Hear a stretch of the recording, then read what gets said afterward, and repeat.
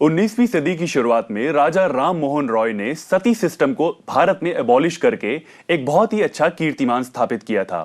उनकी कोशिश थी कि वो महिलाओं और पुरुषों को एक समान स्तर पर लेकर आ सकें, क्योंकि भारत में ज्यादातर मेल डोमिनेंस ही देखा जाता था। पर क्या हम आज 21वीं सदी में उनकी उम्मीदों पर खरे उतर पाए हैं? आइए इस बारे में और बात करते हैं महेश शर्मा जी से। शर्मा जी, एक बात और बताएं हमें कि देखा जाता है जिन लोगों में, जिन पुरुषों में खासकर इंफीरियोरिटी कॉम्प्लेक्स, हीन भावना पैदा हो जाती है, कहीं ना कहीं वो मेल शॉविनिज्म में तब्दील हो जाती है। बिल्कुल सही देवेश। इंफीरियोरिटी कॉम्प्लेक्स ही नहीं, इनसिक्योरिटी और फियर भी इसके रीजन हो सकते हैं।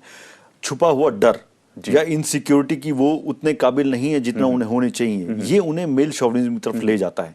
बट ये चीजें और ज्यादा बढ़ती जाती हैं जब कंपटीशन में महिलाएं सामने आ जाती हैं, और आज आप देख रहे हैं कि दोनों एक दूसरे से आगे निकलने की होड़ में हैं। दोनों में से कोई भी इस होड़ में नहीं है कि किस तरह से रिश्तों को सही तरह से रखा जाए, बैलेंस में रखा जाए। पर यहाँ हम देखा जाते हैं कि कोई भी पुरुष फीमेल कॉम्पिटिटर को कभी भी एक्सेप्ट नहीं कर पाता है। एब्सोल्युटली, वो इसलिए है क्योंकि मेल ईगो सामने आती है। दूसरा, हम आपने अभी 19वीं सदी की बात की, बहुत टाइम से ये चला आ रहा है कि मेल घर के हेड हुआ करते थे और वो संभाला करते थे घर को, लेकिन आज के जमाने में ये चीजें मैटर नहीं करती हैं। आजकल आप दोनों देखते हैं, दोनों, और हम बात भी करते हैं कि दोनों गाड़ी के पहिए हैं और दोनों को समान होना चाहिए, लेकिन क्या ये सिर्फ बातें हैं या हम इसको अप्लाई भी करते हैं? बिल्कुल, तो जरूरत है जो कहने की बातें हैं उनको असल जिंदगी में अपनाने की और सही तालमेल बनाने की। यहां पर देवेश जी हैं हमारे साथ राजस्थान से। देवेश जी कहें। देवेश जी, क्या आप हमारे साथ हैं? हेलो जी, सवाल पूछें। देवी सर नमस्कार। जी नमस्कार। आपके लिए सर, आप बैठे हैं ना सामने? जी बिल्कुल। वैसे आपकी पर्सनैलिटी बहुत ब्यूटीफुल है सर। जी बहुत बहुत धन्यवाद। जी सवाल पूछें। ये पूछो सर, मैं जैसे पूछने होते हैं कि सर, जैसे मैं प्रोफेशनल मेडिकल में जॉब है, हाँ, और जैसे कहीं अपन प्राइवेट वगैरह हॉस्पिटलों में जैसे जॉब वगैरह करते हैं, तो वहाँ फीमेल जैसे स्टाफ वगैरह होता है, रेस्पॉन्सिबिलिटी मेल और फीमेल दोनों स्टाफों की होनी चाहिए वैसे। बिल्कुल।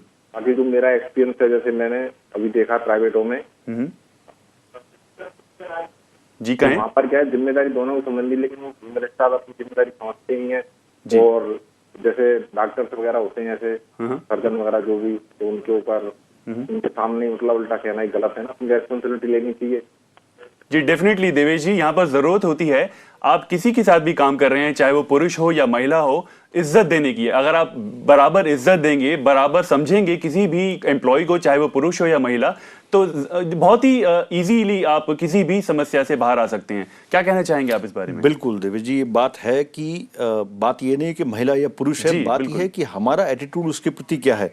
क्या हम महिला या पुरुष दोनों बॉस को उसी तरह से देखते हैं जैसे हम नॉर्मल एक बॉस को देखते हैं? अगर आप जेंडर में फर्क करके अपने व्यवहार को चेंज कर रहे हैं, that is not right, that is not right. Actually आप अपने आप को उसी तरह से प्रोजेक्ट करें जैसे आप दोनों सेक्सेस के साथ सेम तरह से बात कर रहे हैं, अपने को प्रूव करें, ना कि किसी और की तरफ देखें कि मेरे सामने कौन बैठा है। जी बिल्कुल। और यहाँ पर यह भी चीज खास तौर पे देखी जाती है कि सोशल स्ट्रक्चर यानी सामाजिक ताना बाना और परवरिश भी काफी हद तक जिम्मेदार होती है मेल शॉविनिज्म की। और ये भी देखा जाता है कि किसी भी मेल शॉविनिस्ट में बहुत ज्यादा फीलिंग होती है रौबदार होने की। अगर वो रौब रखते हैं तो उनको लगता है अगर उनको रौब कम हो रहा है तो कहीं ना कहीं वो फीलिंग मेल शॉविनिज्म में तब्दील हो जाती है।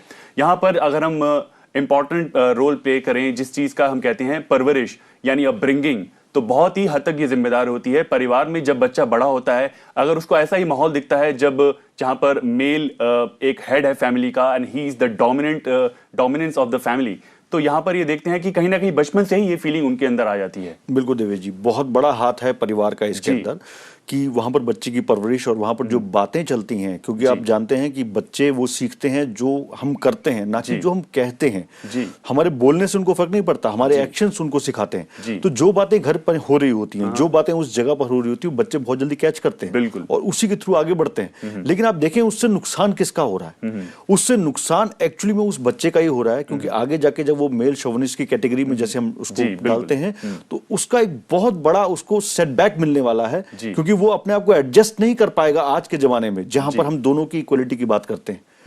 तो लेकिन जब उस बच्चे को होश आएगा, जब उसको होश आता है, उसको इस तरह की एजुकेशन मिलनी चाहिए बाहर से, ऐसे एजुकेशन इंस्टीट्यूट में मिलनी चाहिए, कॉलेजेस में मिलनी चाहिए, जहां पर उनको ये सिखाया जाए कि दोनों इक्वल हैं और दोनों को एक ही रिस्पेक्ट से देखना है। बिल्कुल, तो यहाँ जरूरत है पुरुषों को और महिलाओं को बचपन से ही बराबर एजुकेशन देने की।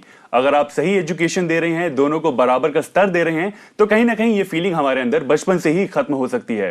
एक ब्रेक का वक्त है यहाँ पर, मिलते हैं ब्रेक के बाद और बात जारी रखेंगे मेल शॉविनिज्म के बारे में।